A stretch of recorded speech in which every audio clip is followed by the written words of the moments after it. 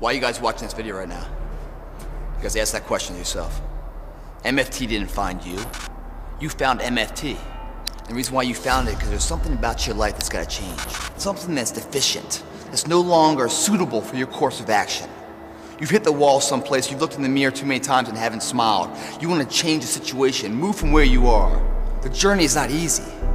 But before you start that journey, mentally, you must fuel yourself with the right reasons, the right fuel to sustain the entire journey. Everyone's hot off the start, but after a month or so into it, or a couple weeks into it, with the wear and tear and the grind starts to hit you, you start losing focus on the horizon, do you not?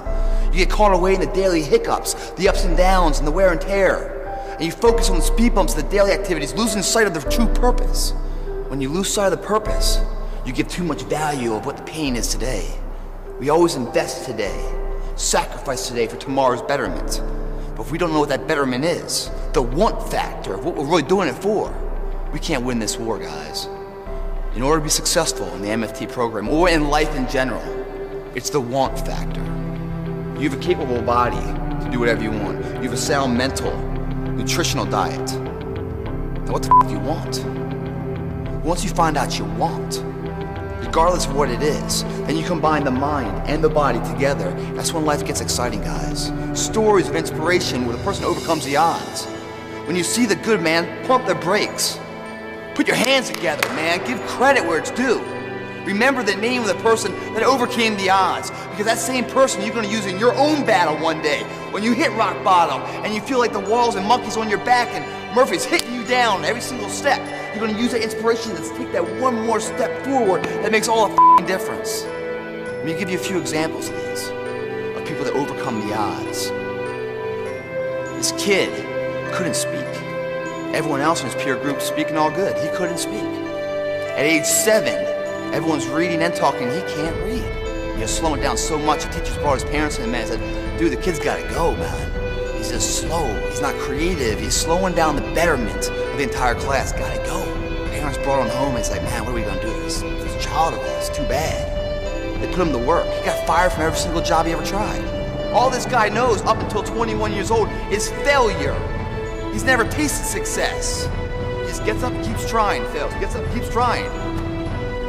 Until one day he found out what he wanted, what inspired him.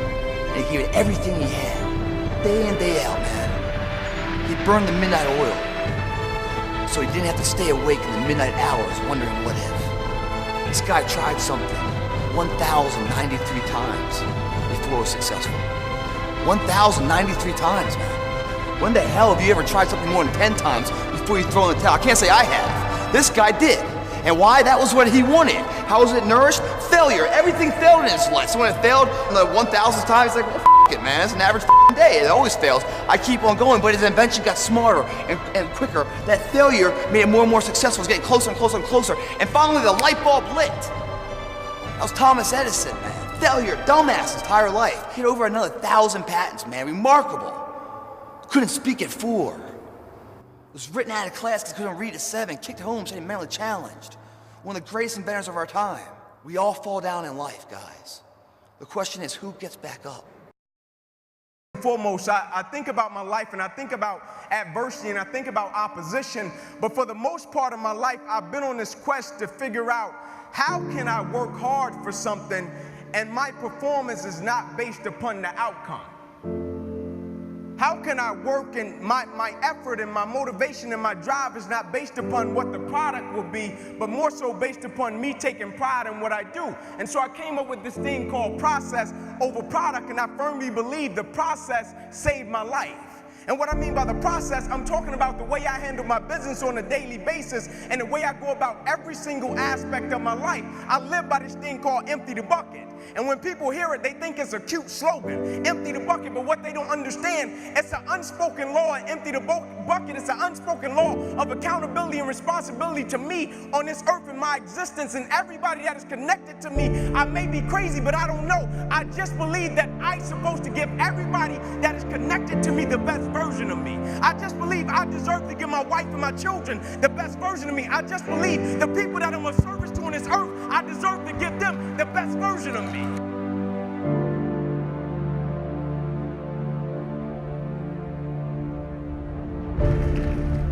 You see, the thing about chasing a product, and what the product is money. The product is a house, the product is a car. The thing about chasing a product, the product can always change. And if your performance is always based upon the product, what happens when the products change and you don't take pride in what you do? But the thing about loving the process, everybody wants the prize, but nobody loves the process. Everybody wants to be a champion, but nobody's willing to put in the work that it takes to be a champion. Everybody wants to hold up the trophy and say, man, I did it, but nobody's willing to put in the work that it takes to do it. I love the process. I love the thought of working for what I want. And I firmly believe you're never supposed to wish for it more than you're willing to work for it. Your expectations never supposed to exceed your effort. But a lot of people, they wish, and they're not willing to work. And the great thing about life has a funny way of testing all of us and seeing how bad we really want what it is that we say we want.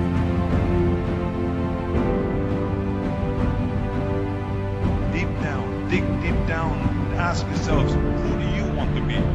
Not what, but who. And I'm talking about not what your parents and teachers want you to be, but you. I'm talking about figuring out for yourselves what makes you happy, no matter how crazy it may sound to the people.